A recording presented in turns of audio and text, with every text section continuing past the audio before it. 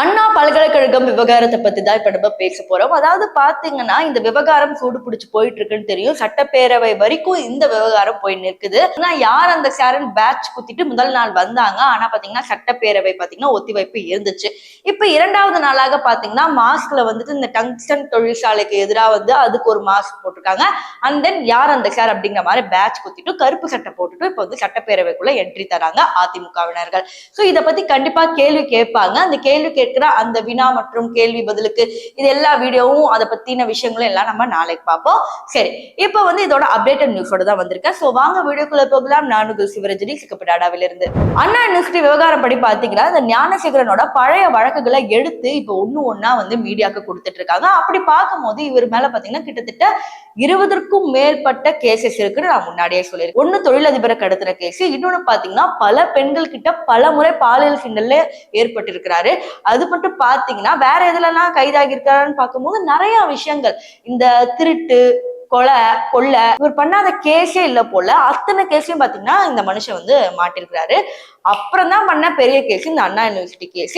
அதுலயும் பாத்தீங்கன்னா இந்த பொண்ணு தைரியமா சொன்னனாலதான் வந்து பாத்தீங்கன்னா இவரை புடிச்சிருக்காங்க.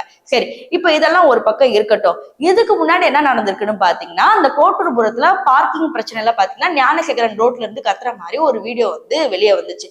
இவர் என்னன்னா ஆபாச வார்த்தையில புடிச்சு உன்னை என்ன பண்ற பாரு அப்படிங்கிற மாதிரி கத்திருக்கிறாங்க. இதற்கு பாத்தீங்கன்னா அந்த கோட்டூர்புரத்துல அந்த பார்க்கிங் பண்ணார்ல, அவர் போய் போலீஸ் ஸ்டேஷன்ல கம்ப்ளைண்ட் கொடுக்கும் போது 2-3 நாள் போய் ட்ரை பண்ணிருக்காரு. ஏதாவது பண்ணுவாங்களா, ஆக்ஷன் எடுப்பாங்களா, ஞானசேகரன் மேல ட்ரை பண்ணிட்டே இருந்திருக்காரு. சோ அவர் வந்து என்ன இப்ப சொல்றாருன்னா, நான் பல தடவை இந்த ஞானசேகரன் மேல நான் கம்ப்ளைண்ட் கொடுத்திருக்கேன். என் குடும்பத்தை பர்சனலா மிரட்டினா, நிறைய விஷயங்கள் வந்து அசிங்கமா திட்டினா.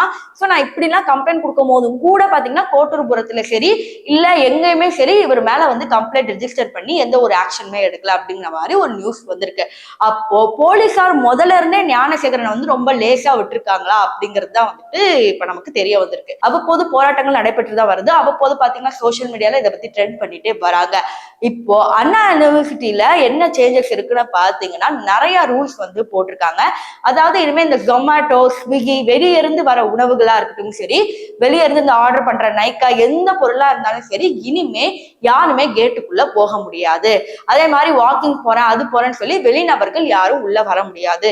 காலேஜ் ஸ்டூடெண்ட்ஸே உள்ள போறாங்கன்னா ஐடி கார்டை பார்த்து வெரிஃபை பண்ணிட்டு தான் இதுக்கப்புறம் வந்து உள்ள போவாங்க அப்படிங்கிற மாதிரி நிறைய ரூல்ஸ்க்கு இப்ப அண்ணா யூனிவர்சிட்டி போட்டிருக்காங்க. இதுல இன்னொரு விஷயம் பாத்தீங்கன்னா, இன்னும் துணைவேந்தரா அண்ணா யூனிவர்சிட்டிக்கு செலக்ட் பண்ணலன்றனால இப்ப அந்த பிரச்சனை போகுது. அதாவது தமிழக அரசுக்கு இப்ப என்ன பிரச்சனைனா, இந்த துணைவேந்தர் செலக்ட் பண்ற ஒரு ஆள் பாத்தீங்கன்னா மாநில அரசுல இருக்கிற ஒரு ஆள் செலக்ட் பண்ணிட்டா வந்து பிரச்சனை இருக்காது.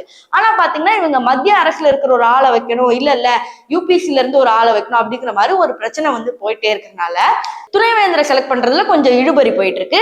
சரி, இப்போ இதுக்கு மக்கள் என்ன கருத்து வைக்கிறாங்கன்னு தெரியணும்ல. அதாவது என்ன கேக்குறாங்கன்னா, அண்ணா யூனிவர்சிட்டியில இவ்வளவு பெரிய கேஸ் நடந்ததெல்லாம் உங்களுக்கு பிரச்சனை இல்ல, துணைவேந்தரா திமுக காரர் ஒருத்தர் தான் நீங்க உட்கார வைப்பீங்களா அப்படிங்கிற மாதிரி இப்ப மக்கள் ஒரு பக்கம் கேக்குறாங்க.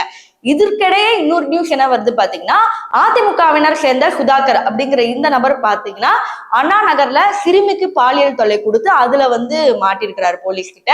சோ அதிமுக பாத்தீங்கன்னா இப்ப அதிகாரப்பூர்வமா ஒண்ணு வந்து சொல்லியிருக்காங்க, அனௌன்ஸ் பண்ணிருக்காங்க, இந்த மாதிரி இந்த நபர் அதிமுகல இருக்கப்படாது, இவரை நீக்கிறோம் அப்படிங்கிற மாதிரி ஒரு நியூஸ் வந்து வெளியே கொடுத்தோடனே நிறைய மக்கள் இதை வந்து பாராட்டுறாங்க. அதாவது பாத்தீங்கன்னா இதுக்கு முன்னாடி ஞானசேகரன் மாட்டினப்ப அவர் திமுக, ஆனா திமுக காரங்க அதை ஒத்துக்கவே இல்லை. ஆனா அதிமுக அப்படி கிடையாது, தன் மேல தப்பு இருந்தோம் நாங்க வந்து இதுக்கு வருந்துகிறோம், நாங்க நீக்கப்படுகிறோம் ஒரு நியூஸ் அனுப்புறாங்க, இது வந்து பாராட்டுக்குரியது அப்படிங்கிற மாதிரி பல மக்கள் பாத்தீங்கன்னா இப்ப அதிமுகவுக்கு நல்ல ஒரு பாசிட்டிவான கமெண்ட்ஸ் வந்து கொடுத்துக்கிட்டு இருந்தாங்க.